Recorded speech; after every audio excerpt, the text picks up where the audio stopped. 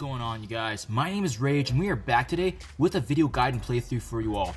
In today's video, we're going to be going through the next series here of Villains 7-1 to 7-3.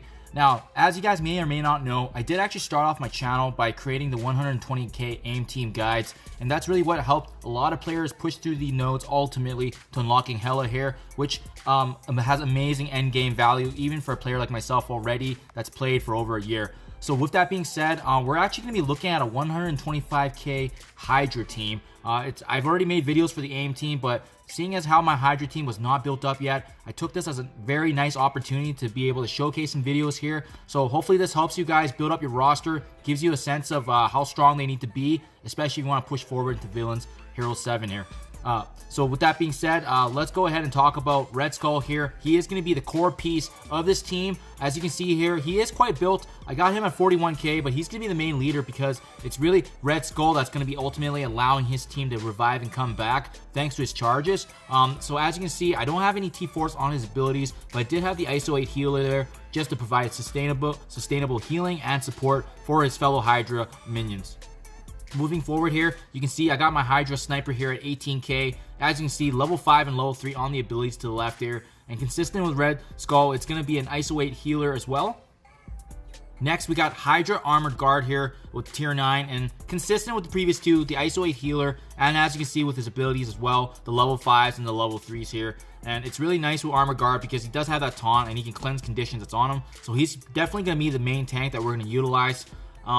Hydra Rifle Trooper. Now, I would say this character is probably one of the key pieces to this team due to the fact that whenever he does actually die, he actually does have this passive where he comes back on revive and he does actually deal additional damage upon his revival. And his revival is going to be thanks again to Red Skull, so that's where we're really going to try to take advantage here for that extra damage. You can see he's built a little stronger too, the tier 10, and consistent with the previous guys, we do have the ISO 8 level 1 healer as well, just to give that sustainability and additional healing.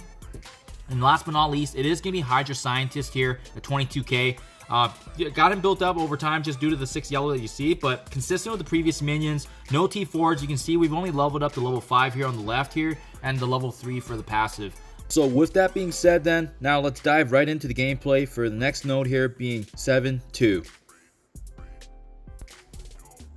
With that being said, my current setup right now is that I have my Red Skull all the way on the far left, as you can see, as well as my Rifle Trooper and Guard on the right, just being able to kind of take them away since the Guard will be taunting and getting his attacks on our Rifle Trooper, ensuring that when he dies, he's going to be able to have that AoE splash damage thanks again to his passive. Starting off here, you do see that in the beginning, we're going to be up against a mixture of some different characters here, mainly consisting of the Kree as well as the Nebula. So with this one, I know in the previous videos I made with aim, we generally do like to aim for the nobles first, but keep in mind our team is a little different in terms of us wanting to actually capitalize on our minions being summoned here. We have a lot of protection. We have the offensive proficiency of Red Skull here. So what you really want to do is get through the taunt first in the beginning. As you can see here, that Guard is in our way. And we also need to be mindful of any Kree Reapers and their damage as well. So that's really where I would focus first. Unfortunately, this Guard does taunt in the very beginning, so we don't really have a choice. But following them, I would say Ronan and the Kree Reapers are the first ones we should go for due to the fact that they do have more damage. Ronan especially because he has that ability block as well, which can be quite pesky. But you can see we do an AoE splash damage there.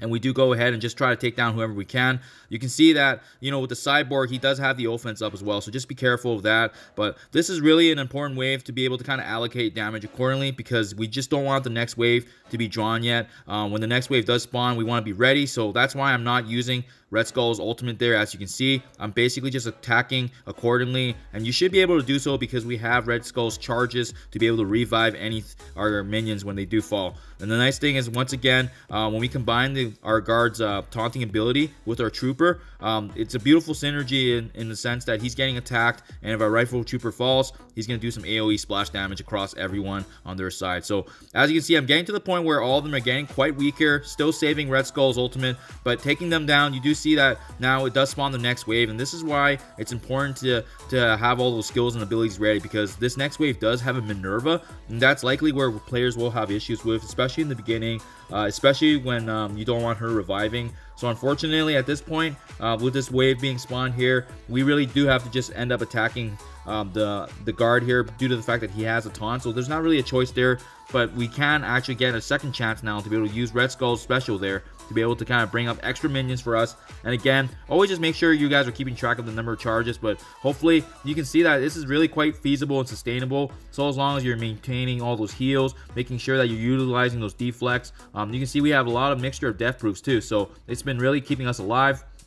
And the nice thing about these nodes is, although these guys do have a higher combat power sometimes than our team, they actually don't have that big of a health pool. So it's actually quite easy to take them down once you start attacking them.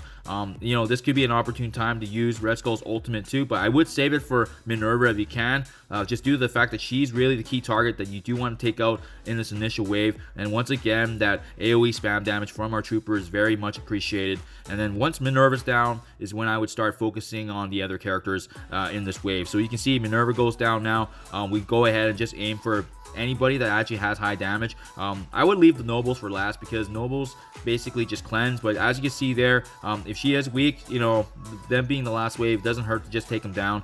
Nebulas are likely going to be the last few in the wave because of the fact that they have those natural dodges. So unfortunately, they are going to be the last piece of the pie here. But you can see that thanks to, again, to our synergy, you can see our Red Skull still has a lot of charges. So I'm not worried about us falling. And keep in mind too, when you're trying to push through to unlock Hela, it's not important to get the 3-star unlock.